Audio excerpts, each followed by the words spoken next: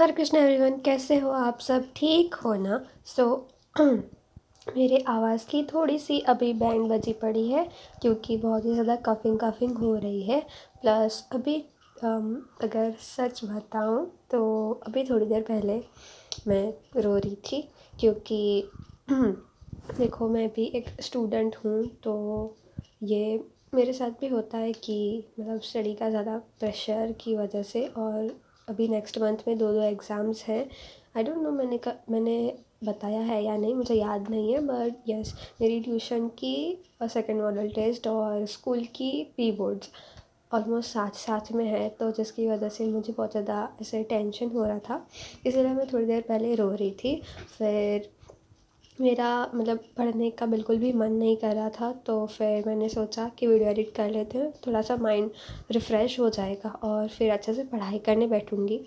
तो ये बातों के चक्कर में मैं बताना ही भूल गई कि मैं यहाँ पे कर क्या रही थी। तो ये है संडे का व्लॉग। संडे को दोपहर को मैं आई थिंक 3 या साढ़े 3 बजे अपनी पढ़ाई करने बैठी थी।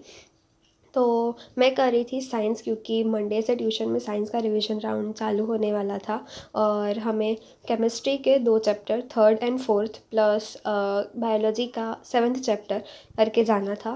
तो उसके लिए मैं प्रिपेयर करी थी। सबसे पहले मैंने थर्ड चैप्टर से शुरुआत करी थी। तो वैसे तो मैंने उसके बहुत अच्छे नोट्स बनाए थे, तो उसके लिए उस पे से ही पढ़ना था।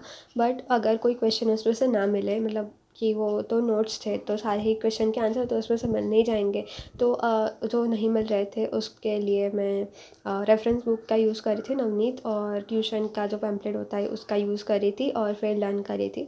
तो इस मतलब वैसे तो मैं लिख के ही लर्न करती हूँ, पर मैं अभी तक क्या करती थी ना कि जब मैं जब मैं लर्न कर रही होती हूँ तब साइड बाय साइड लिखती थी।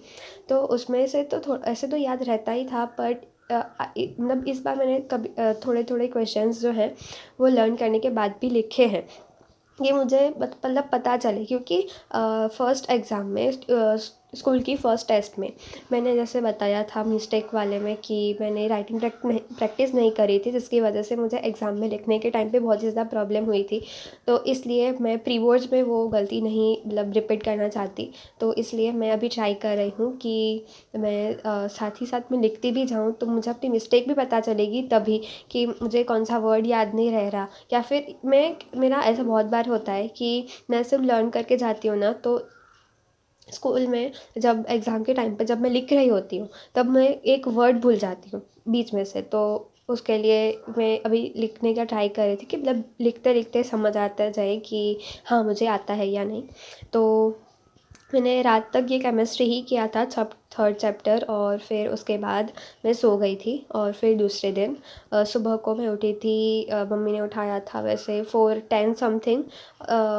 और फिर मैं मतलब ब्रश वगैरह करके थोड़ा सा फ्रेश होके मैं पढ़ाई करने बैठी थी 4:30 बजे के अराउंड। तो मतलब ऐसा है कि मैं एक सब्जेक्ट ना पूरा दिन नहीं कर पाती। जैसे पूरा दिन मैंने केमिस्ट्री करी थी, जिसकी वजह से शाम के टाइम पे मेरा दिमाग में कुछ घुस भी नहीं रहा था, तो इसलिए बहुत ही ज़्यादा टाइम लग रहा था एक छोटा सा भी क्वेश्चन करने में।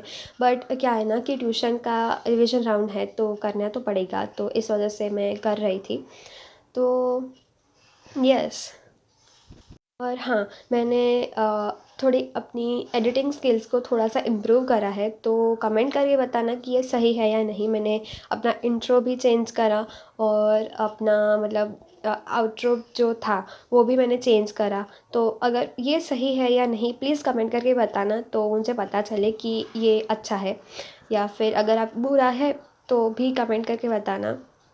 और कुछ आइडियाज़ हों, मतलब कि हाँ, एक बहुत बड़ी बात, अगर आपको थोड़ा सा ऐसा लगे कि मुझे मोटिवेशन मिले तो प्लीज़ बताना कमेंट करके कि मतलब मैं ये कैसे करूँ। मेरी स्कूल की और ट्यूशन की एग्ज़ाम साथ में है, तो बहुत ही ज़्यादा वो हो रहा है कि मतलब किस तरह से होगा, और इसलिए कमेंट करके बताना अगर आपको कोई मोटिवेशन देना हो तो।